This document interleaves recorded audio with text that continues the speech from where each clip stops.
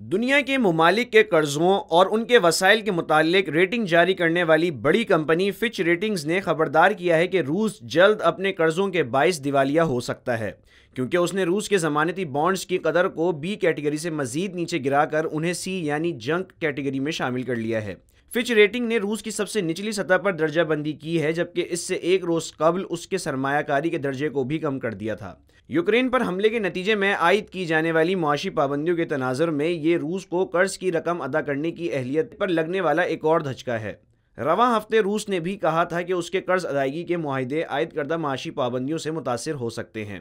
Fitch ratings کی جانب سے یہ اعلان ایک ایسے وقت میں کیا گیا ہے جب امریکہ اور برطانیہ نے روس سے خام تیل کی درآمد پر پابندی عائد کر دی ہے، جبکہ یورپی ممالک نے بتدریج روس کے ذرائع توانائی یعنی خام تیل اور گیس پر انحصار ختم کرنے کا اعلان کیا ہے۔ سبسکرائب کریں اور بیل دبائیں تاکہ کوئی خبر رہ نہ جائے۔